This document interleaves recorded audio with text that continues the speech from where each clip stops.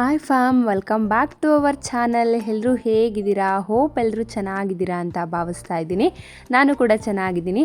So ಈಗಾಗಲೇ ನಿಮಗೆ ತಮ್ಲೈನ್ ನೋಡಿ ಇದು ಯಾವುದರ ವ್ಲಾಗ್ ಅಂತ ಹೇಳ್ಬಿಟ್ಟು ಗೊತ್ತಾಗಿರುತ್ತೆ. ಸೊ ನಾವು ತಿರುಪತಿಗೆ ಹೋಗಿ ಬಂದಿದ್ದರೆ ಎಕ್ಸ್ಪೀರಿಯೆನ್ಸ್ನ ಇಲ್ಲಿ ಶೇರ್ ಮಾಡಿದ್ದೀನಿ. ಹೋಪ್ ನಿಮಗೂ ಇದು ಇನ್ಫಾರ್ಮೇಟಿವ್ ಆಗೂ ಇರ್ಬೋದು ಅಥವಾ ನಿಮಗೆ ನೆಕ್ಸ್ಟ್ ಹೋಗೋರಿಗೆ ಯೂಸ್ಫುಲ್ ಆಗೂ ಇರ್ಬೋದು ಅಂತ ಅನ್ಕೋತೀನಿ. ಅದಕ್ಕೂ ಮುಂಚೆ ನೀವು ಇಲ್ಲಿ ನೋಡ್ತಾ ಇರ್ಬೋದು ಡ್ರ್ಯಾಗನ್ ಫ್ರೂಟ್ಸ್ ಎಲ್ಲ ಎಷ್ಟು ಚೆನ್ನಾಗಿ ಹಣ್ಣಾಗಿದೆ ಅಂತ ಹೇಳ್ಬಿಟ್ಟು ಟೆರೆಸ್ ಮೇಲೆ ಡ್ರ್ಯಾಗನ್ ಫ್ರೂಟ್ ಗಿಡಗಳನ್ನೆಲ್ಲ ಹಾಕಿದ್ವಲ್ಲ. ಹಿಂದಿನ ವಿಡಿಯೋದಲ್ಲಿ ನೋಡಿರೋರಿಗೆ ಗೊತ್ತಿರುತ್ತೆ, ಒಂದು 2 ಹಣ್ಣುಗಳು ಮಾತ್ರ ಸ್ವಲ್ಪ ಲೈಟಾಗಿ ಕಲರ್ ಬಂದಿತ್ತು. ಬಟ್ ಇವಾಗ ಎಲ್ಲ ಹಣ್ಣುಗಳು ಕಲರ್ ಆಗಿತ್ತು. ಮತ್ತು ನಾವು ತಿರುಪತಿಗೆ ಹೋಗಿ ಬರೋವರೆಗೂ ಇದೆಲ್ಲ ಇರೋದಿಲ್ಲ, ಎಲ್ಲ ಹಣ್ಣು ಜಾಸ್ತಿ ಆದರೆ ಹಾಳಾಗ್ಬಿಡುತ್ತೆ ಅಂತ ಹೇಳ್ಬಿಟ್ಟು ಎಲ್ಲ ಕಟ್ ಮಾಡ್ತಾ ಇದ್ದಾರೆ. ನಮ್ಮ ಚಾರ್ವಿಗೆ ಹಣ್ಣು ಕಂಡ್ರೆ ಸಿಕ್ಕಾಪಟ್ಟೆ ಇಷ್ಟ. ಅವಳು ಎಷ್ಟು ಅಂದರೆ ಸ್ಕೂಲಿಗೆ ದಿನ ಸ್ನ್ಯಾಕ್ಸಿಗೆ ಹಾಕ್ಕೊಳ್ಸಿದ್ರು ತೊಗೊಂಡು ಹೋಗ್ತಾಳೆ ಆ ಥರ. ಅವಳಿಗೆ ಅಪ್ಪ ನಾನು ಇಟ್ಕೋತೀನಪ್ಪ ನೀನೆಲ್ಲ ಕಟ್ ಮಾಡಿಕೊಡು ಅಂತ ಹೇಳ್ಬಿಟ್ಟು ಅವ್ರ ಅಪ್ಪನ ಜೊತೆನೇ ಅಪ್ಪ 1 2 3 ಅಂತ ಎಣಿಸ್ಕೊಂಡು ಹಣ್ಣುಗಳನ್ನೆಲ್ಲ ಕಟ್ ಮಾಡಿಸ್ಕೊತಾ ಇದ್ದಾಳೆ. ಆಲ್ಮೋಸ್ಟ್ ಎಲ್ಲ ಹಣ್ಣುಗಳು ಕಲರ್ ಆಗಿಬಿಟ್ಟಿತ್ತು. ಒಂದು ಸ್ವಲ್ಪ ಬಿಟ್ಟು ಈ ದಿನ ಬಿಟ್ಟು ನೆಕ್ಸ್ಟ್ ಡೇ ಪೂರ್ತಿ ಕಲರ್ ಆಗಿಬಿಡ್ತಿತ್ತು. ಸರಿ ಆಯಿತು, ಮತ್ತು ಕೆಳಗಡೆ ಗಾಳಿಗೆಲ್ಲ ಬಿದ್ದುಬಿಟ್ಟಾತು ಅಂತ ಹೇಳ್ಬಿಟ್ಟು ಎಲ್ಲ ಹಣ್ಣುಗಳನ್ನು ಕಟ್ ಮಾಡಿ ಎತ್ತಿಡ್ತಾ ಇದ್ದೀವಿ. ನೋಡ್ತಾ ಇರ್ಬೋದು ಎಲ್ಲ ಗಿಡದಲ್ಲೂ ಒಂದು 10 ಹಣ್ಣುಗಳ ಮೇಲೆ ಆಗಿತ್ತು ಅಂತ ಅನಿಸುತ್ತೆ. ಸೊ ಎಲ್ಲ ಹಣ್ಣುಗಳನ್ನು ಕಟ್ ಮಾಡಿ ಇಟ್ಟಿದ್ದಾಯಿತು. ಇದರಲ್ಲಿ ಇನ್ನು ಯಾವುದು ಇನ್ನು ಸ್ವಲ್ಪ ಕಲರ್ ಬರಬೇಕು ಅನ್ಸುತ್ತೆ. ನೀವು ಇರಲಿ ಬಿಡು, ನಾಳೆ ಕಟ್ ಮಾಡೋಣ. 4 ನಾಳೆ ಕಟ್ ಮಾಡಿದ್ರೆ ಬೇಡ, ಪರವಾಗಿಲ್ಲ ಬಿಡು, ಇನ್ನು ಸ್ವಲ್ಪ ಗಿಡದಲ್ಲೇ ಇರಲಿ. ಇಲ್ಲೊಂದು 4, ಅಲ್ಲೊಂದು 4, ಇನ್ನೊಂದು ಅದು ಆ ಕಡೆಯಿಂದ ಪೂರ್ತಿ ರೆಡ್ ಆಗೈತೆ, ಮುಂದೆ ಎಲ್ಲೋ ಐತಿ ಇನ್ನು.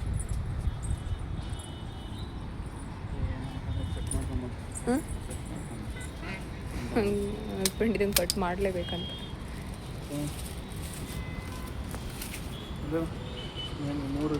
ಒಂದು 7 ಡ್ರ್ಯಾಗನ್ ಫ್ರೂಟ್ನ ಕಿತ್ತಿದ್ದೀವಿ. ಇನ್ನೊಂದು ಅದರಲ್ಲೊಂದು 4, ಇದರಲ್ಲಿ ಇನ್ನೂ ಇವಾಗ ಇದಿನ್ನೂ ಕಾಯಿ ಆಗ್ತಾಯಿದೆ. ಇದ್ರಾಗ ಇನ್ನೂ ಒಂದು 3 ಇದೆ. 3 ಐತಲ್ಲ ಇದರಲ್ಲಿ, ಇನ್ನೂ 3 ಐತೆ. ಎತ್ತಿಟ್ಕೊಳಪ್ಪ.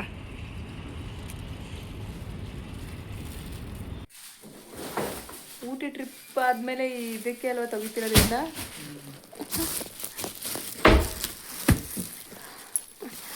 ರ್ಯಾಪ್ ಮಾಡಿ ಇಟ್ಬಿಟ್ಟಿದ್ವಿ ಗೈಸ್. ಇದನ್ನೆಲ್ಲ ಕ್ಲೀನ್ ಮಾಡಿ ಊಟಿ ಟ್ರಿಪ್ ಆದಮೇಲೆ ಮತ್ತು ಹೀಗೆ ತೆಗಿತಾ ಇರೋದು ನೆಕ್ಸ್ಟ್ ಟ್ರಿಪ್ಗೆ.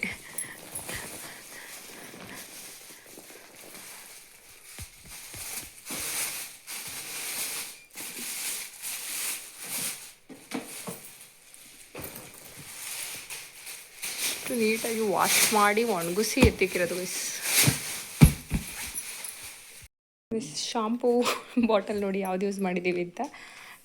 ದೊಡ್ಡ ಶಾಂಪೂ ಬಾಟಲ್ನೆಲ್ಲ ಕ್ಯಾರಿ ಮಾಡೋಕ್ಕಾಗಲ್ಲ ಅಂತ ಹೇಳ್ಬಿಟ್ಟು ಇಷ್ಟು ಚಿಕ್ಕ ಚಿಕ್ಕ ಬಾಟಲ್ಗೆ ಚಾರ್ವಿದೊಂದು ಶಾಂಪು, ನಮ್ಮದೊಂದು ಶಾಂಪೂನ ಇದಕ್ಕೆ ಆ್ಯಡ್ ಮಾಡ್ಕೊಂಡಿದ್ದೀವಿ. ಸೋಪು, ವಾಚು ಮತ್ತು ಟ್ಯಾಬ್ಲೆಟ್ಸ್. ನಾವು ದೇವಸ್ಥಾನಕ್ಕೆ 24th ನೈಟ್ ಹೋಗೋಣ ಅಂತ ಹೇಳ್ಬಿಟ್ಟು ಪ್ಲ್ಯಾನ್ ಮಾಡಿದ್ವಿ. ಸೊ ಚಾರ್ವಿನು ಸ್ಕೂಲಿಂದ ಬಂದಮೇಲೆ ಪೂಜೆ ಎಲ್ಲ ಮಾಡಿ ಮನೇಲೆಲ್ಲ ವಾರ ಮಾಡಿ 24th ನೈಟ್ ಹೋದರೆ 25th ಬೆಳಗ್ಗೆ ಒಂದು ಬೇಗ ರೀಚ್ ಆಗ್ತೀವಿ. ದರ್ಶನಕ್ಕೆ ನಿಂತ್ಕೊಂಡ್ರೆ ನೈಟಿಗೆಲ್ಲ ದರ್ಶನ ಆಗಿಬಿಡುತ್ತೆ. ಸೊ ಶುಕ್ರವಾರ ಬಂದುಬಿಡ್ಬೋದು. ಶುಕ್ರವಾರ ಮೊಹರಮ್ ಏನೋ ಇದ್ದಿದ್ದರಿಂದ ಗೌರ್ಮೆಂಟ್ ಹಾಲಿಡೇನೇ ಇತ್ತು. ಸೊ ಸ್ಕೂಲ್ಗೂ ತುಂಬ ರಜಾ ಆಗೋದಿಲ್ಲ ಅಂತ ಹೇಳ್ಬಿಟ್ಟು ನಾವೇನು ಮಾಡಿದ್ವಿ, ಆ ಥರ ಪ್ಲ್ಯಾನ್ ಮಾಡಿದ್ವಿ. ನನ್ನ ಹಸ್ಬೆಂಡ್ ನೈಟೆಲ್ಲ ಗಾಡಿ ಓಡಿಸ್ಬೇಕಲ್ಲ ಅಂತ ಹೇಳ್ಬಿಟ್ಟು ಅವ್ರು ಸ್ವಲ್ಪ ಹೊತ್ತು ಮಲ್ಕೊಂಡಿದ್ರು. ನಾನು ಅಷ್ಟೊತ್ತಿಗೆ ಹೂವೆಲ್ಲ ಬಿಡಿಸ್ಕೊಂಬಂದು ಹೂವೆಲ್ಲ ಕಟ್ಟಿ ಎತ್ತಿಡ್ತಾ ಇದ್ದೀನಿ, ದೇವ್ರ ಪೂಜೆಗಾಗತ್ತೆ ಅಂತ ಹೇಳ್ಬಿಟ್ಟು. ನೋಡ್ತಾ ಇರ್ಬೋದು ಮಲ್ಲಿಗೆ ಹೂ ತುಂಬಾ ಸಿಕ್ಕಿತ್ತು, ಅದನ್ನೆಲ್ಲ ಪೋಣಿಸಿಟ್ಟೆ. ಕನಕಾಂಬರ ಹೂ ಮಾತ್ರ ಕಟ್ಟಿ ಎತ್ತಿಡ್ತಾ ಇದ್ದೀನಿ. ಸಾಯಂಕಾಲ ಒಂದು 5:30 ಮೇಲೆ ನನ್ನ ಹಸ್ಬೆಂಡು ಸ್ನಾನ ಮಾಡಿಕೊಂಡು ಅವರು ದೇವ್ರ ಪೂಜೆಗೆಲ್ಲ ರೆಡಿ ಮಾಡ್ಕೊತಾ ಇದ್ದಾರೆ. ನಾವು ಮುಡುಪು ತೊಗೊಂಡು ಹೋಗೋಣ ಅಂತ ಅಂದ್ಕೊಂಡಿದ್ರಿಂದ ಐನೂರು ಬಂದು ಅವರು ಮುಡುಪು ಕಟ್ಕೊಡ್ತೀನಿ ಅಂತ ಹೇಳಿದರು. ಒಂದು 7:30 ಅಷ್ಟೊತ್ತಿಗೆ ಬರ್ತೀನಿ ಅಂತ ಹೇಳಿದರು. ಸರಿ ಆಯಿತು ಅಂತ ನಾವು ಅಷ್ಟೊತ್ತಿಗೆಲ್ಲ ರೆಡಿ ಮಾಡ್ಕೊಂಡಿದ್ವಿ. ನಾವು ಚಾರ್ವಿಗೋಸ್ಕರನೇ ಈ ಸಲ ತಿರುಪತಿಗೆ ಹೋಗೋಣ ಅಂತ ಹೇಳ್ಬಿಟ್ಟು ಅಂದ್ಕೊಂಡಿದ್ವಿ. ಆವಾಗ ಸ್ವಲ್ಪ ಚಾರ್ವಿಗೆ ಹುಷಾರಿರಲಿಲ್ಲ. ಸೊ ನನ್ನ ಹಸ್ಬೆಂಡ್ ಅಂದ್ಕೊಂಡಿದ್ರು, ಅದಕ್ಕೋಸ್ಕರ ಚಾರ್ವಿ ಕೈಲೇ ಮುಡುಪೆಲ್ಲ ಕಟ್ಟಿಸ್ಬಿಟ್ಟು ಕೊಡ್ತಾ ಇದ್ದಾರೆ. ನಾವು ಮನೇಲಿ ಪೂಜೆ ಎಲ್ಲ ಮುಗಿಸಿ ಒಂದು 9:30 ಹಂಗೆ ಮನೆ ಬಿಡೋಣ ಅಂತ ಹೇಳ್ಬಿಟ್ಟು ಪ್ಲ್ಯಾನ್ ಮಾಡ್ಕೊಂಡಿದ್ವಿ. ಬಟ್ ಫ್ಯಾಮಿಲಿ ಎಲ್ಲ ಹೊರಟಾಗ ಆ ಥರ ಟೈಮಿಂಗ್ಸ್ ಮೇಂಟೈನ್ ಮಾಡೋಕ್ಕೆ ಸಾಧ್ಯನೇ ಇಲ್ಲ ಅಂತ ಅನಿಸುತ್ತೆ. ಸ್ವಲ್ಪ ಹರಿಬರಿ ಆಯಿತು ಅನಿಸುತ್ತೆ. ನಾವು ಎಲ್ಲ 9:30 ಅಂತ ಅಂದ್ಕೊಂಡ್ವಿ, ಬಟ್ ನಾವು ಪೂಜೆ ಎಲ್ಲ ಮುಗಿಸಿ ಎಲ್ಲ ಏನೇನು ಮರ್ತಿದ್ವಿ ಅದನ್ನೆಲ್ಲ ಪ್ಯಾಕ್ ಮಾಡಿಕೊಂಡು ಹೋಗೋಷ್ಟೊತ್ತಿಗೆ ಒಂದು 10 ಗಂಟೆನೇ ಆಗಿತ್ತು. ನೆಕ್ಸ್ಟು ಕಾರ್ ಪೂಜೆ ಎಲ್ಲ ಮಾಡಿಕೊಂಡು ನಾವು ಜರ್ನಿನ ಸ್ಟಾರ್ಟ್ ಮಾಡಿದ್ವಿ. ನಮ್ಮದೊಂದು ಫ್ಯಾಮಿಲಿ ಮತ್ತು ನಮ್ಮ ಹಸ್ಬೆಂಡ್ ಅವ್ರ ಮಾವಾರ್ದು ಒಂದು ಫ್ಯಾಮಿಲಿ ಇತ್ತು. ಅವ್ರೊಂದು ಕಾರಲ್ಲಿ ಬರ್ತಾಯಿದ್ರು, ನಾವೊಂದು ಕಾರಲ್ಲಿ ಓಡ್ತಿದ್ವಿ. ಸೊ ಟೋಟಲ್ ಒಂದು 10-11 ಮೆಂಬರ್ಸ್ ಇದ್ವಿ ಅಂತ ಅನಿಸುತ್ತೆ. ನೆಕ್ಸ್ಟು ಅಲ್ಲಿಂದ ಪೆಟ್ರೋಲ್ ಬಂಕಿಗೆ ಹೋಗಿ ಫುಲ್ ಟ್ಯಾಂಕ್ ಪೆಟ್ರೋಲ್ ಮಾಡಿಸ್ಕೊಂಡು ನಮ್ಮ ಜರ್ನಿನ ಸ್ಟಾರ್ಟ್ ಮಾಡಿದ್ವಿ. ನಾವು ತಿರುಪತಿಗೆ 24th ಹೋಗೋಕ್ಕೆ ಡಿಸೈಡ್ ಮಾಡಿದ್ದಕ್ಕೆ ಇನ್ನೊಂದು ರೀಸನ್ ಸಹ ಇದೆ. ಸೊ ಅದನ್ನು ಈಗ ನೆಕ್ಸ್ಟ್ ಕ್ಲಿಪ್ಪಿಂಗಲ್ಲಿ ಆ್ಯಡ್ ಮಾಡ್ತೀನಿ ನೋಡಿ. ನಾವು ಅದಕ್ಕೋಸ್ಕರನೇ 24th ನೈಟೇ ಹೊರಡೋಣ ಅಂತ ಹೇಳ್ಬಿಟ್ಟು ಪ್ಲ್ಯಾನ್ ಮಾಡ್ಕೊಂಡ್ವಿ. ಈ ಸ್ಪೆಷಲ್ ಡೇಗೆ ಇನ್ನೊಂದು ಸ್ಪೆಷಲ್ ಡೇ, ಹ್ಯಾಪಿ ಬರ್ಡೇ.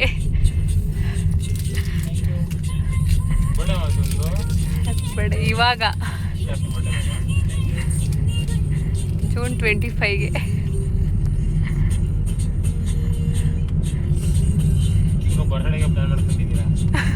ಅದಕ್ಕೆ ಅವ್ರು ಇವತ್ತು ನೈಟೇ ಹೋಗೋಣ.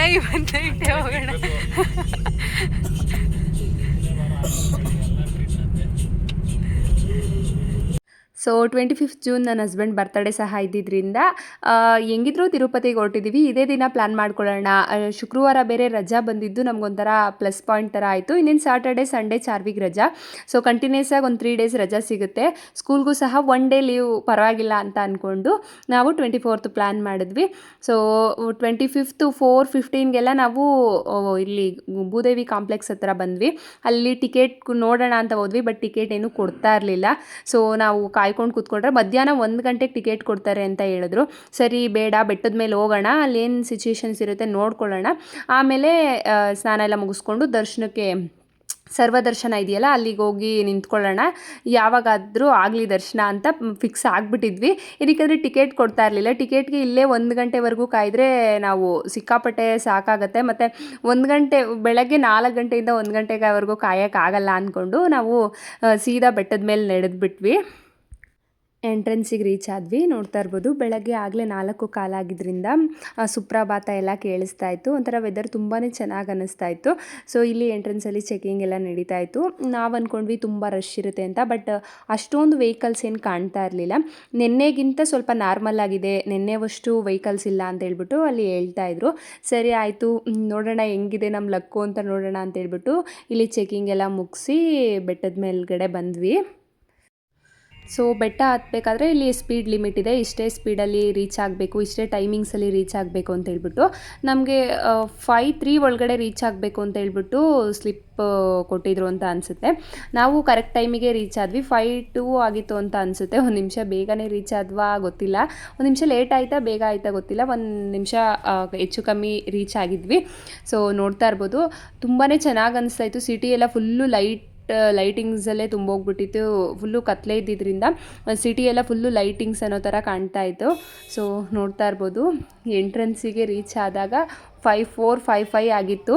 ಸೊ ನಾವು ಹೋಗಿ ಕಾರೆಲ್ಲ ಪಾರ್ಕ್ ಮಾಡಿ ನೆಕ್ಸ್ಟು ದೇವಸ್ಥಾನದ ಒಳಗಡೆ ನಡೀತಾ ಇದ್ದೀವಿ. ಈಗ 2 ಫ್ಯಾಮಿಲಿಗಳು ಕಾರೆಲ್ಲ ಪಾರ್ಕ್ ಮಾಡಿದ ನಂತರ ನನ್ನ ಹಸ್ಬೆಂಡು ಮುಡಿ ಕೊಡಬೇಕಾಗಿತ್ತು. ಸೊ ಅವ್ರ ಫ್ಯಾಮಿಲಿಯಲ್ಲೂ ಸ್ವಲ್ಪ ಜನ ಕೊಡಬೇಕಾಗಿತ್ತು. ಅದಕ್ಕೋಸ್ಕರ ಇಲ್ಲಿ ಮುಡಿ ಕೊಡೋ ಜಾಗಕ್ಕೆ ಬಂದು ಸ್ನಾನ ಎಲ್ಲ ಮುಗಿಸಿ ಇವಾಗ ಭೂವರಾಹ ಸ್ವಾಮಿ ದರ್ಶನ ಮಾಡೋಣ ಫಸ್ಟು, ಆಮೇಲೆ ತಿರುಪತಿ ತಿಮ್ಮಪ್ಪನ ದರ್ಶನಕ್ಕೆ ಹೋಗೋಣ ಅಂತೇಳ್ಬಿಟ್ಟು ಎಲ್ಲರೂ ರೆಡಿ ಆಗಿಬಿಟ್ಟು ಇವಾಗ ಭೂವರಾಹ ಸ್ವಾಮಿ ದರ್ಶನಕ್ಕೆ ನಿಂತಿದ್ದೀವಿ.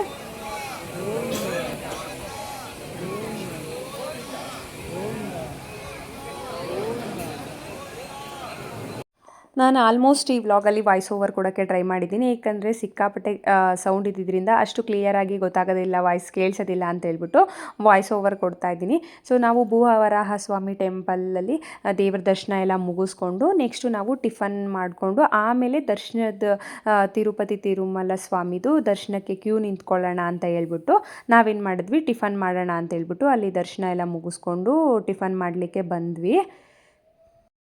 ಇಲ್ಲಿ ಟಿಫನ್ 8:30ಇಂದ ಸ್ಟಾರ್ಟ್ ಆಗುತ್ತಂತೆ. 8:30ಇಂದ 10 o'clockವರೆಗೂ ಟಿಫನ್ ಇರುತ್ತೆ. ಸೊ ನಾವೇನು ಮಾಡಿದ್ವಿ, ಅಲ್ಲಿ ಭೂವರಾಹ ಸ್ವಾಮಿ ಟೆಂಪಲ್ ದರ್ಶನ ಎಲ್ಲ ಮುಗಿಸ್ಕೊಂಬರೋಕ್ಕೆ 8:20 ಆಗಿತ್ತು. ಇನ್ನೊಂದು 10 ಮಿನಿಟ್ಸ್ ವೆಯ್ಟ್ ಮಾಡೋಣ, ಟಿಫನ್ ಮಾಡಿಕೊಂಡೇ ಹೋಗೋಣ ಅಂತ ಹೇಳ್ಬಿಟ್ಟು ನಾವೇನು ಮಾಡಿದ್ವಿ, ಟಿಫನ್ ಎಲ್ಲ ಮುಗಿಸ್ಕೊಂಡು ಅಲ್ಲಿಂದ ನೆಕ್ಸ್ಟು ನಾವು ಕ್ಯೂಗೆ ಹೋಗೋಣ ಅಂತ ಹೇಳ್ಬಿಟ್ಟು ನಾವು ಸ್ನಾನ ಮಾಡೋಕ್ಕೆ ಬಟ್ಟೆಗಳೆಲ್ಲ ಲಗೇಜ್ ಎಲ್ಲ ಏನು ತೊಗೊಂಡು ಬಂದಿದ್ವಿ ಅದನ್ನೆಲ್ಲ ಕಾರಲ್ಲಿ ಇಟ್ಬಿಟ್ಟು ನೀಟಾಗಿ ಅದರ ಫೋನ್ಸ್ ಆಲ್ಮೋಸ್ಟ್ ಯಾರು ಫೋನ್ ತೊಗೊಂಡು ಹೋಗಿರಲಿಲ್ಲ. ಸುಮ್ಮನೆ ಅದೆಲ್ಲ ರಿಸ್ಕ್ ಯಾಕೆ ಅಂತ ಹೇಳ್ಬಿಟ್ಟು ನನ್ನ ಹಸ್ಬೆಂಡ್ದೊಂದು ಇನ್ನೊಂದಿಬ್ಬರು ಫೋನ್ ಇದ್ರು ಅಷ್ಟೇ. ಇನ್ನು ಮಿಕ್ಕಿದ ಫೋನ್ಸ್ ಎಲ್ಲ ಕಾರಲ್ಲೇ ಸ್ವಿಚ್ ಆಫ್ ಮಾಡಿಬಿಟ್ಟು ಇಟ್ಬಿಟ್ಟು ಲಗೇಜ್ ಎಲ್ಲ ನೀಟಾಗಿ ಪ್ಯಾಕ್ ಮಾಡಿಬಿಟ್ಟು ಹೊರಡೋಣ. ಏನೇನು ಥಿಂಗ್ಸ್ ಬೇಕು, ಪಾಪುಗೆ ಸ್ವೆಟರು ಮತ್ತು ಟವಲ್, ಅಕಸ್ಮಾತ್ ಅವಳು ಮಲ್ಕೊಂಡ್ರೆ ಆ ಥರ ಎಲ್ಲ ಒಂದು ಚಿಕ್ಕ ಬೆಡ್ಶೀಟು ಅದೆಲ್ಲ ತೊಗೊಳ್ಳೋಣ ಅಂತ ಹೇಳ್ಬಿಟ್ಟು ಅದೆಲ್ಲ ರೆಡಿ ಮಾಡಿಕೊಂಡು ತಗೊಂಡು ಹೋಗೋಣ ಅಂತ ಹೇಳ್ಬಿಟ್ಟು ಕಾರ್ ಹತ್ರ ಬಂದು ಅದನ್ನೆಲ್ಲ ಪಾರ್ಕಿಂಗ್ ಎಲ್ಲ ನೀಟಾಗಿ ಮಾಡಿ ಸೊ ಅದೆಲ್ಲ ಲಾಕ್ ಮಾಡಿಕೊಂಡು ನೆಕ್ಸ್ಟು ನಾವು ಜೀಪಲ್ಲಿ ಹೊರಡ್ತಾ ಇದ್ದೀವಿ. ಸೊ ನೋಡ್ತಾ ಇರ್ಬೋದು. ಸೊ ನಾವೊಂದು 10 ಮೆಂಬರ್ಸ್ ಇದ್ವಿ. ಎಲ್ಲರೂ ಅಡ್ಜಸ್ಟ್ ಮಾಡಿಕೊಂಡು ಒಂದೇ ಜೀಪಲ್ಲಿ ಒಂದು ಜೀಪ್ ಪೂರ್ತಿ ನಮಗೆ ಆಯಿತು. ಸರಿ ಅಂತ ಅವರು ಎಂಟ್ರೆನ್ಸಿಗೆ ಎಲ್ಲಿ ಕ್ಯೂ ಸ್ಟಾರ್ಟ್ ಆಗುತ್ತೆ ಅಲ್ಲಿ ಕರ್ಕೊಂಡು ಹೋಗಿಬಿಡ್ತೀನಿ ಅಂತ ಹೇಳ್ಬಿಟ್ಟು ಒಂದು ಕಡೆ ಕರ್ಕೊಂಡು ಹೋದರು. ಬಟ್ ಅಲ್ಲಿ ಕ್ಯೂ ಗೇಟ್ ಓಪನ್ ಆಗಿರಲಿಲ್ಲ. ಅದ್ರ ಹಿಂದೆಯಿಂದನೂ ಕ್ಯೂ ಒಬ್ಬೊಬ್ಬರೇ ಒಂದು 2-3 ಬರ್ತಾಯಿದ್ರು. ಸರಿ ಇಲ್ಲಿ ಓಪನ್ ಮಾಡಿಲ್ಲ ಅಂತ ಹೇಳ್ಬಿಟ್ಟು ಇನ್ನು ಸ್ವಲ್ಪ ಹಿಂದೆ ಕರ್ಕೊಂಡೋಗಿ ಬಿಟ್ಟರು. ಅದೆಲ್ಲ ಆದಮೇಲೆ ನಾವು ಹೋಗಿ ಕ್ಯೂ ಅಲ್ಲಿ ನಿಂತ್ಕೊಂಡ್ವಿ. ನಾನು ಅಂದ್ಕೊಂಡ್ಮೇಲೆ ನಮ್ಮ ಚಾರ್ವಿ ಹುಟ್ಟಿದ್ಮೇಲೆ ಒಂದು ಸಲ ಬಂದಿದ್ದೆ, ಆವಾಗ ಸಿಕ್ಕಾಪಟ್ಟೆ ರಶ್ ಅನಿಸ್ಬಿಡ್ತು ನನಗೆ. ಎಷ್ಟು ರಶ್ ಅಂದರೆ ನಾವು ನಡೆಯೋದೇ ಬೇಡ, ಜನನೇ ತಳ್ತಾಯಿದ್ರು, ನಡೀರಿ ಮುಂದೆ ಅನ್ನೋ ಥರ ಆಗ್ಬಿಟ್ಟಿತ್ತು. ಈ ಸಲದಲ್ಲಿ ಏನಿತ್ತಂದರೆ ನಾವೇ ಫ್ರೀಯಾಗಿ ನಡೆದ್ವಿ ಅಂತ ಕೂತ್ಕೊಂಡು ವೆಯ್ಟ್ ಮಾಡಿದ್ವಿ ಅಂತ ಏನಿರಲಿಲ್ಲ. ಕ್ಯೂಯಲ್ಲಿ ಜನನೂ ಅಷ್ಟೇ ಫ್ರೀಯಾಗಿತ್ತು ನಡ್ಕೊಂಡು ಹೋಗೋದಕ್ಕೆ. ನಾವೇನು ಅಂದ್ಕೊಂಡ್ವಿ, ಬಿಡೋದು ಜನ ಕಡಿಮೆ ಇಟ್ಟಿದ್ದಾರೆ, ಬೇಗ ದರ್ಶನ ಆಗಿಬಿಡುತ್ತೆ. ಇವತ್ತು ನೈಟ್ ಎಲ್ಲ ಅಟ್ಲೀಸ್ಟ್ ಬೆಳಗ್ಗೆ 9:45ಗೆ ನಾವು ಕ್ಯೂಯಲ್ಲಿ ನಿಂತ್ಕೊಂಡ್ವಿ. ಟಿಫನ್ ಎಲ್ಲ ಮುಗಿಸ್ಕೊಂಡು ಹೋಗಿ ನಾವು ಅಲ್ಲಿ ದರ್ಶನಕ್ಕೆ ನಿಂತ್ಕೊಂಡಾಗ 9:45 ಕರೆಕ್ಟಾಗಿ ನಾವೇನು ಅಂದ್ಕೊಂಡ್ವಿ, ಒಂದು ಮಧ್ಯಾಹ್ನ 3 ಗಂಟೆಗಾದರೂ ದರ್ಶನ ಆಗುತ್ತೆ ಅಂತ ಫಸ್ಟು ಹೋಪ್ಸ್ ಇಟ್ಕೊಂಡ್ವಿ. ಬಟ್ ಅಲ್ಲೇನಾಯಿತು ಅಂದರೆ ಒಂದು 9:45ಗೆ ಸ್ಟಾರ್ಟ್ ಮಾಡಿದ್ದಕ್ಕೆ 12:15ವರೆಗೂ ನಡೆಸಿದ್ರು. ಕ್ಯೂ ಅಲ್ಲೇ ನಡೆದ್ವಿ. 12:15ಗೆ ಒಂದು ವೆಯ್ಟಿಂಗ್ ಹಾಲಲ್ಲಿ ಎಲ್ಲರೂ ಬಿಟ್ಟರು.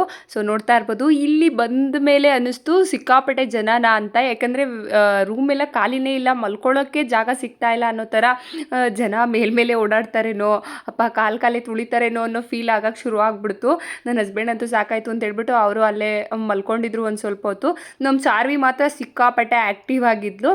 ಆಮೇಲೆ ಅಲ್ಲಿ ಮಧ್ಯಾಹ್ನಕ್ಕೆ ಬಿಸಿಬೇಳೆ ಬಾತ್ ಕೊಟ್ಟರು. ಅದನ್ನು ಎಲ್ಲ ಎಲ್ಲರೂ ಸ್ವಲ್ಪ ಊಟ ಎಲ್ಲ ಮಾಡಿ ನಾವೇನು ಅಂದ್ಕೊಂಡ್ವಿ, ಒಂದು 12:15ಗೆ ವೇಟಿಂಗ್ ರೂಮಲ್ಲಿ ಇಟ್ಟಿದ್ದಾರಲ್ವ, ಒಂದು 3 4 o'clockಗೆಲ್ಲ ಬಿಟ್ಬಿಡ್ತಾರೆ ಅಂತ ಫೀಲಲ್ಲಿ ಅಂದ್ಕೊಂಡ್ವಿ. ಬಟ್ ಅವರು 6 ಗಂಟೆ ಆದ್ರೂ ಡೋರೇ ಓಪನ್ ಮಾಡಲಿಲ್ಲ. ಸಾಕಾಗೋಯ್ತು ಅಲ್ಲಂತೂ ಕೂತ್ಕೊಂಡು. ನೆಕ್ಸ್ಟು ಆಮೇಲೆ 6 ಗಂಟೆಗೆ ಡೋರ್ ಓಪನ್ ಮಾಡಿದ್ರಲ್ಲಿಂದ. ಸೊ ನೀವು ಇಲ್ಲಿ ನೋಡ್ತಾ ಇರ್ಬೋದು, ಅಲ್ಲಿ ವೇಟಿಂಗ್ ಹಾಲಲ್ಲಿದ್ದಾಗ ಸಿಕ್ಕಾಪಟ್ಟೆ ಮಳೆನೂ ಬಂತು. ನೆಕ್ಸ್ಟು ನಾವು ಅಲ್ಲಿಂದ ಎಲ್ಲ ಫೋನೆಲ್ಲ ಚೆಕ್ ಮಾಡಿಸಿ, ಸೊ ಅಷ್ಟೇ ವಿಡಿಯೋ ತಗೊಳ್ಳೋಕ್ಕಾಗಿದ್ದು. ಏನಕ್ಕಂದರೆ ಅಷ್ಟೊತ್ತಿಗೆ ಫೋನೆಲ್ಲ ಚೆಕ್ ಮಾಡಿಸ್ಕೊಂಡು ಫೋನೆಲ್ಲ ಈಸ್ಕೊಂಬಿಟ್ರು. ಫೋನ್, ಸ್ಮಾರ್ಟ್ ವಾಚ್ ಏನೇನಿದೆ ಅದನ್ನೆಲ್ಲ ಅಲ್ಲೆಲ್ಲ ಚೆಕ್ ಮಾಡಿ ಅದನ್ನೆಲ್ಲ ಈಸ್ಕೊಂಡಿದ್ದ ನಂತರ ನೆಕ್ಸ್ಟು ಇನ್ನೊಂದು ವೇಟಿಂಗ್ ರೂಮಲ್ಲಿ ಕೂರಿಸಿದ್ರು. ಸೊ ನಮ್ಮ ಚಾರ್ವಿ ಅಲ್ಲಿ ಟೈಮ್ ಪಾಸ್ ಮಾಡ್ತಾ ಇರೋ ಕತೆ ನೋಡಿ.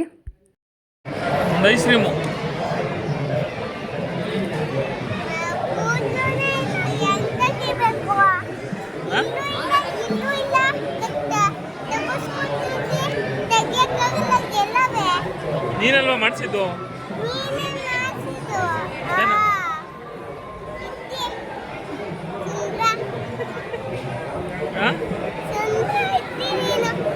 ಏನು ಇನ್ಯಾರು? ನೀನು ಸುಂದ್ರಿ ಅಲ್ವಾ? ನೋಡಪ್ಪ, ಈಗ ಒಂದು ಬಿಳೆ ಕೂದಲು ಹುಡ್ಕಿದ್ರೆ ದೊಡ್ಡ ಇಷ್ಟ.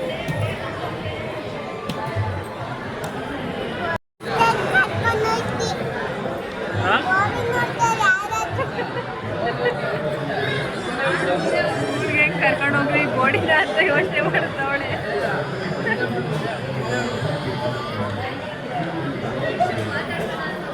6:45ಗೆ ವೇಟಿಂಗ್ ರೂಮ್ದು ಡೋರ್ ಓಪನ್ ಮಾಡಿದ್ರು.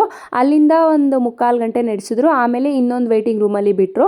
ಸೊ ಇವತ್ತು ಸಂಜೆ ಅಂದರೆ ಗುರುವಾರ ಸಂಜೆ 6:45ಗೆ ಡೋರ್ ಕ್ಲೋಸ್ ಮಾಡಿದ್ದಕ್ಕೆ ನೆಕ್ಸ್ಟ್ ಡೇ ಮಾರ್ನಿಂಗ್ 9 ಗಂಟೆಗೆ ಡೋರ್ ಓಪನ್ ಮಾಡಿದ್ರು.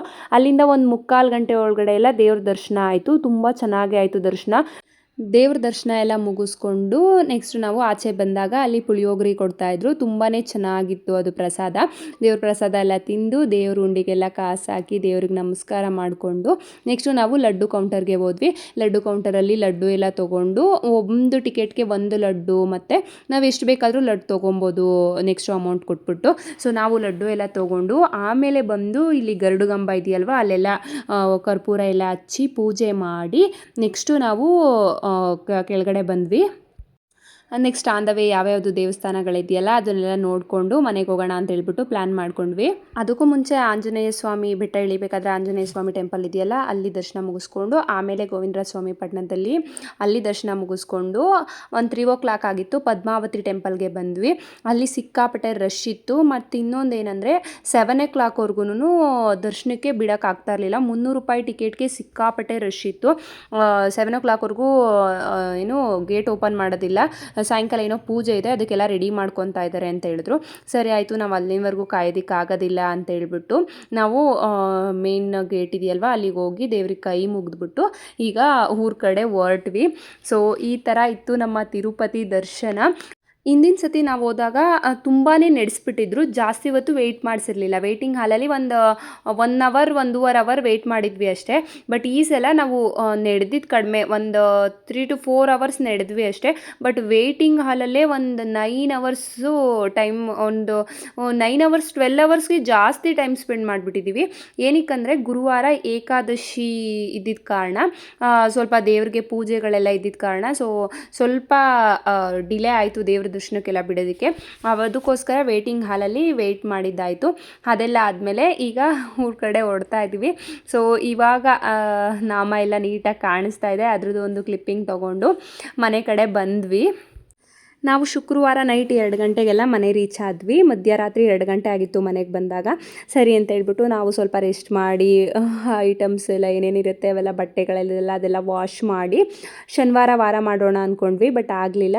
ಸೊ ಮಂಗಳವಾರ ಮಾಡೋಣ ಅಂತ ಹೇಳ್ಬಿಟ್ಟು ಪೂಜೆಗೆಲ್ಲ ರೆಡಿ ಮಾಡಿಕೊಂಡು ಮನೆಯೆಲ್ಲ ಕ್ಲೀನ್ ಮಾಡಿಕೊಂಡು ದೇವ್ರ ಪೂಜೆ ಮಾಡ್ತಾಯಿದ್ದೀವಿ. ಬೆಳಗ್ಗೆ ದೇವ್ರಿಗೆ ಪೂಜೆಗೆಲ್ಲ ರೆಡಿ ಮಾಡಿಕೊಂಡು ಮೊಸರನ್ನ ದೇವರಿಗೆ ಎಡೆ ಇಟ್ಟು ಬೆಳಗ್ಗೆನೇ ಪೂಜೆ ಎಲ್ಲ ಮಾಡಿಬಿಟ್ಟು ನೆಕ್ಸ್ಟು ಕೋಳಿ ಕುಯ್ದು ಸಾಯಂಕಾಲ ಐನೂರು ಬಂದು ಅವರು ಪೂಜೆ ಮಾಡ್ತಾರೆ. ಸೊ ಅದಕ್ಕೋಸ್ಕರ ನನ್ನ ಹಸ್ಬೆಂಡ್ ಬೆಳಗ್ಗೆನೇ ಮೊಸರನ್ನ ಎಡೆ ಹಾಕ್ಬಿಟ್ಟು ಪೂಜೆಗೆಲ್ಲ ರೆಡಿ ಮಾಡಿಕೊಂಡು ಪೂಜೆ ಮಾಡ್ತಾ ಇದ್ದಾರೆ. ಸೊ ನೋಡ್ತಾ ಇರ್ಬೋದು. ನಾವು ಹೊರಡಬೇಕಾದ್ರೂ ಅಷ್ಟೇ, ತಿರುಪತಿಗೆ ಹೊರಡಬೇಕಾದ್ರೂ ಅಷ್ಟೇ ಮೊಸರನ್ನ ಎಡೆ ಇಟ್ಬಿಟ್ಟು 500 ಬಂದು ಪೂಜೆ ಮಾಡಿಕೊಡ್ತಾರೆ. ಅಲ್ಲಿಂದ ಬಂದಮೇಲೆ ಈವ್ನಿಂಗು ಪೂಜೆಗೆಲ್ಲ ಮಾಡಬೇಕಾದ್ರೆ ನಾನ್ ವೆಜ್ ಎಲ್ಲ ರೆಡಿ ಮಾಡಿಕೊಂಡು ದೇವ್ರಿಗೆ ಎಡೆ ಇಟ್ಟು ಆಮೇಲೆ ಮತ್ತೊಮ್ಮೆ ಪೂಜೆ ಮಾಡೋದು. ಈ ಥರ ನಮ್ಮ ಕಡೆ ಮಾಡ್ತೀವಿ. ಸೊ ಅದಕ್ಕೋಸ್ಕರ ನಾನ್ ವೆಜ್ಜಿಗೆ ಏನೇನು ಐಟಮ್ಸ್ ಬೇಕೋ ಅದನ್ನೆಲ್ಲ ರೆಡಿ ಮಾಡ್ಕೊತಾ ಇದ್ದೀವಿ. ನಾನು ಅಡುಗೆ ಮಾಡೋದನ್ನೆಲ್ಲ ಏನು ಡೀಪ್ ಕ್ಲಿಪ್ಪಿಂಗ್ ಎಲ್ಲ ಏನು ತೊಗೊಳಕ್ಕೆ ಹೋಗಿಲ್ಲ.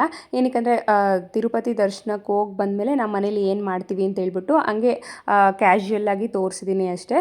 ಸೊ ಸಾಯಂಕಾಲ ಅಡುಗೆ ಎಲ್ಲ ರೆಡಿ ಆಗಿತ್ತು. ಒಂದು 6 ಅಷ್ಟೊತ್ತಿಗೆಲ್ಲ ರೆಡಿ ಆಗಿತ್ತು.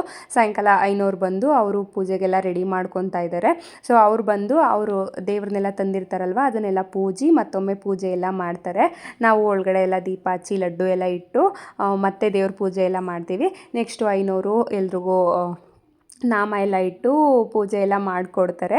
ಸೊ ನೋಡ್ತಾ ಇರ್ಬೋದು ಚಾರ್ವಿ ಮತ್ತು ತ್ರಿಷನ ಇಬ್ಬರು ಅಷ್ಟೇ ನಾಮ ಇಟ್ಕೊಳ್ಳೋಕೆ ರೆಡಿಯಾಗಿ ನಿಂತಿದ್ದಾರೆ. ಇಬ್ಬರು ಅಷ್ಟೇ ನಾನು ಪೂಜೆ ಮಾಡ್ತೀನಿ ಅಂತ ಹೇಳ್ಬಿಟ್ಟು ಇಬ್ಬರು ದೇವ್ರ ಮನೆಗೆ ಹೋಗ್ಬಿಟ್ಟು ಅವ್ರ ಅಯ್ಯನ ತಲೆ ತಿಂತಾಯಿದ್ರು. ಸರಿ ಆಯಿತು ಅಂತ ಹೇಳ್ಬಿಟ್ಟು ಎಲ್ಲರೂ ನೀಟಾಗಿ ಪೂಜೆ ಎಲ್ಲ ಮಾಡಿ ಊಟ ಎಲ್ಲ ಮಾಡಿದ್ದಾಯಿತು. ಸೊ ಈ ಥರ ಇತ್ತು ನಮ್ಮ ತಿರುಪತಿ ಎಕ್ಸ್ಪೀರಿಯನ್ಸ್ ಅಂತ ಹೇಳ್ಬೋದು. ಒಂಥರ ಚೆನ್ನಾಗಿತ್ತು. ಒಂದು ಸ್ವಲ್ಪ ಸುಸ್ತು ಆಯಿತು, ಅದು ನಿಜಾನೇ.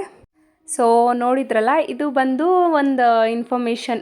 ಮತ್ತು ನಾವು ನಮ್ಮ ಕಡೆ ಯಾವ ಥರ ಪೂಜೆ ಮಾಡ್ತೀವಿ ಅಂತ ಹೇಳ್ಬಿಟ್ಟು ನಿಮ್ಮ ಜೊತೆನೂ ಶೇರ್ ಮಾಡಿದ್ದೀನಿ. ಸೊ ನಿಮಗೆ ತಿರುಪತಿಲಿ ನಮ್ಮ ಥರನೇ ಸೇಮ್ ಎಕ್ಸ್ಪೀರಿಯನ್ಸ್ ಆಯಿತಾ ಅಥವಾ ನಮಗಿಂತ ಕಷ್ಟ ಆಯಿತಾ ಅಥವಾ ಈಸಿ ಆಯಿತಾ ಅಂತ ಹೇಳ್ಬಿಟ್ಟು ನಮಗೆ ಕಮೆಂಟ್ ಸೆಕ್ಷನಲ್ಲಿ ತಿಳಿಸಿ. ಸೊ ನಾನು ಅವಾಗ ಅನ್ಕೋತೀನಿ, ನಮ್ಮ ಥರನೇ ಇವ್ರಿಗೂ ಅನಿಸಿದ್ಯಾ ಅಂತ ಹೇಳ್ಬಿಟ್ಟು. ಸ್ವಲ್ಪ ಸಾಕಾಯಿತು ಅಂತ ಅನ್ನಿಸ್ತು. ಏನಕ್ಕಂದರೆ ವೆಯ್ಟ್ ಮಾಡಿದ್ವೊಂದು ಮತ್ತು ಚಾರ್ವಿಗೂ ಸ್ವಲ್ಪ ನೆಗಡಿ ಬೇರೆ ಆಗಿಬಿಡ್ತು. ನೀರು ಚೇಂಜ್ ಆಗಿತ್ತು. ಅದಕ್ಕೆ ಸ್ವಲ್ಪ ಕಷ್ಟ ಅನ್ನಿಸ್ತು ನಮಗೆ. ಅದು ಬಿಟ್ಟರೆ ದರ್ಶನ ಮಾತ್ರ ತುಂಬ ಚೆನ್ನಾಗಾಯಿತು. ನನ್ನ ಮಗಳು ನೋಡಿ ಅದನ್ನೆಲ್ಲ ಅನ್ಪ್ಯಾಕ್ ಮಾಡ್ತಾಯಿದ್ದೆ, ಅದು ಬ್ಯಾಗೆಲ್ಲ ತೆಗೆದಿಟ್ಟಿದ್ನಲ್ಲ ಅದನ್ನು ತೊಗೊಂಡು ಆಟ ಆಡ್ತಾ ಇದ್ದಾಳೆ. ಸೊ ಇದಿಷ್ಟು ನಮ್ಮ ಒಂದು ಪುಟ್ಟ ವ್ಲಾಗ್ ಆಗಿರುತ್ತೆ. ಈ ವ್ಲಾಗ್ ನಿಮ್ಗೆ ಯಾವ ಥರ ಅನಿಸ್ತು, ಈ ಟ್ರಾವೆಲ್ ವ್ಲಾಗ್ ಅಂತ ಹೇಳ್ಬಿಟ್ಟು ನನಗೆ ಕಮೆಂಟ್ ಸೆಕ್ಷನಲ್ಲಿ ತಿಳಿಸಿ. ಆ್ಯಂಡ್ ಯಾರು ಸಬ್ಸ್ಕ್ರೈಬ್ ಮಾಡ್ಕೊಳ್ಳೋದನ್ನು ಮರಿಬೇಡಿ ಅಂತ ಹೇಳ್ತಾ ಈ ವಿಡಿಯೋನ ಇಲ್ಲಿಗೆ ಎಂಡ್ ಮಾಡ್ತಾ ಇದ್ದೀನಿ. Thanks for watching.